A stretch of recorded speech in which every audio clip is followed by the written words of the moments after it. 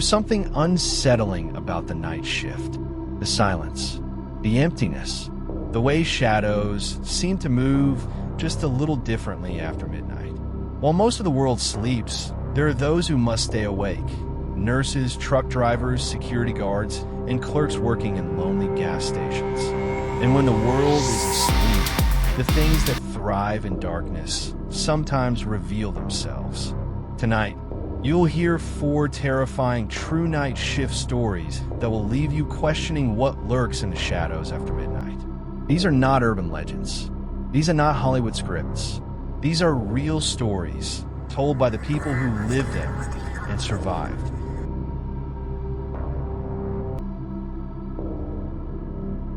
Hospitals are strange places at night, lifelessly quiet, yet full of whispers. Machines beep, shadows stretch, and the air feels heavier than during the day. Many nurses say the graveyard shift can feel more like working in a haunted building than a medical center. This first story comes from Anna, a young nurse in her 20s who worked the night shift in a small-town hospital in Ohio. What she experienced one night in 2013 still haunts her dreams. It was a slow night, only a handful of patients on Anna's floor. She was catching up on paperwork, sipping lukewarm coffee. The halls were silent, except for the occasional squeak of wheels from a janitor's cart. Around 1:15 a.m., Anna began her routine checks. She entered room 304, where an elderly patient, Mr. Reynolds, had been recovering after surgery. He was stable, resting peacefully. She noted his vitals, fluffed his pillow, and dimmed the lights. Nothing unusual, or so she thought.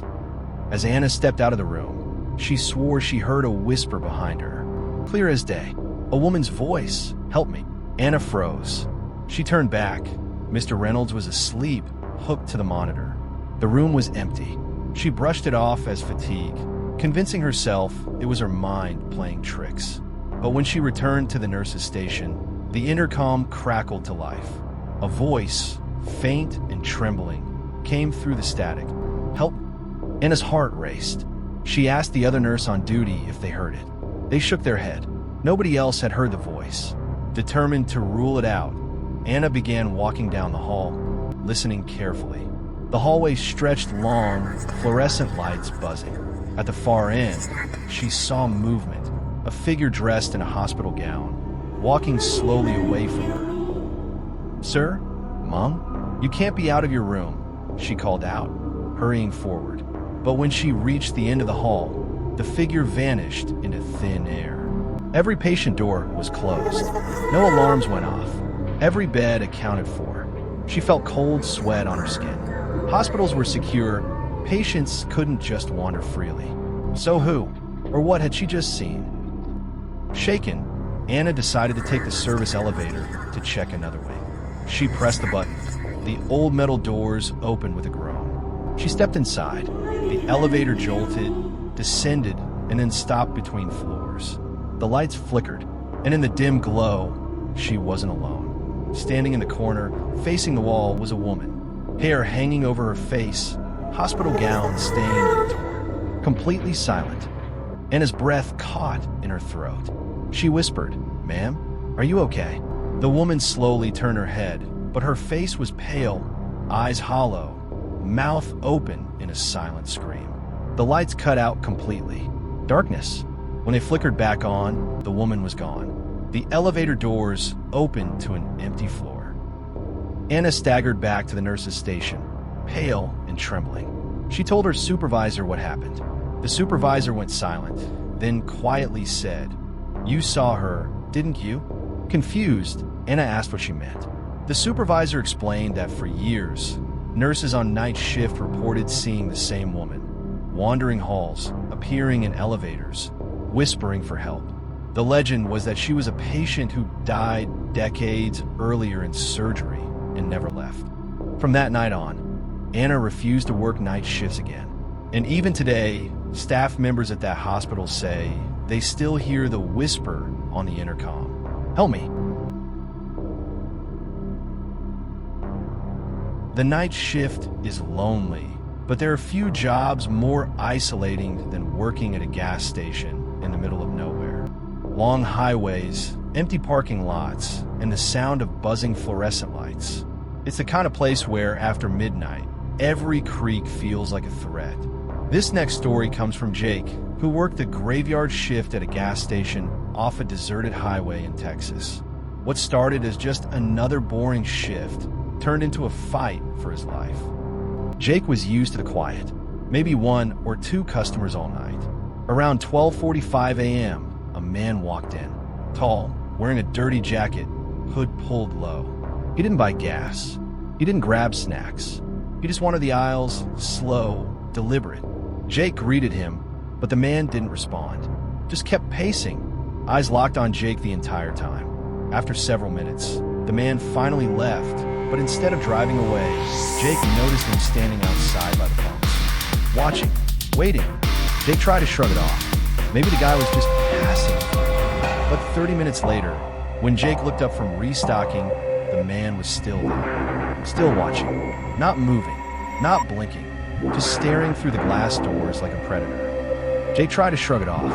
Maybe the guy was just passing through. But 30 minutes later, when Jake looked up from restocking, the man was still there, still watching, not moving, not blinking, just staring through the glass doors like a predator. Something about his calmness unsettled Jake more than if he'd been aggressive. This wasn't random. It felt like a game, a cat playing with its prey. By 2 a.m., Jake had locked the doors, a policy for latency. He tried to focus on cleaning, but the man remained outside, standing in his place. At one point, Jake went to check the restroom. When he returned to the front counter, he nearly jumped out of his skin. The man was pressed up against the glass, face inches from him. His hand slowly lifted, and he began to knock.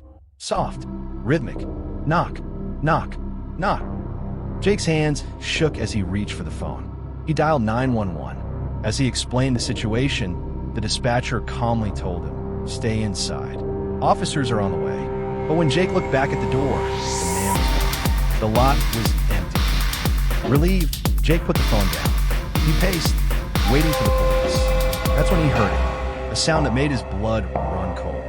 The restroom door, the one in the back he'd just checked, slammed shut. Jake froze. He knew it was empty. He had checked it himself. Trembling, he picked up the heavy flashlight and crept toward the back. He pushed the door open slowly and found nothing. Empty stalls, no one inside. But on the mirror, written in the fog, as if by a finger, were the words, "Nice try." At that exact moment, the front doors rattled violently. Jake sprinted back, heart racing. The hooded man was there again, yanking at the locked doors, pounding with both fists now. Jake grabbed the phone, yelling at 911. The dispatcher said officers were less than a mile away. But Jake knew he didn't have a minute left. Red and blue lights finally lit up the parking lot. 2 patrol cars screeched in. The man bolted into the night, disappearing into the darkness beyond the gas pumps. Officers searched the area for hours, but found nothing. No footprints, no car, no trace he'd ever been there. Jake quit his job a week later. To this day, he swears the man wasn't just some drifter. He believes he was being hunted. And what terrified him most wasn't the knocking, wasn't the pounding, it was the message in the mirror. Whoever, or whatever, that man was, he'd been inside. If you made it this far into the night, you're one of the brave ones. Most people would have turned away, but not you. That means you belong here, in the shadows with us. So if you haven't already, hit that subscribe button and ring the bell, because we have more terrifying true stories coming every week. And trust me, you don't want to face the darkness alone. Leave a comment below and tell us which story chilled you the most tonight. Until next time, this is Dark Echoes, signing off with Shadow.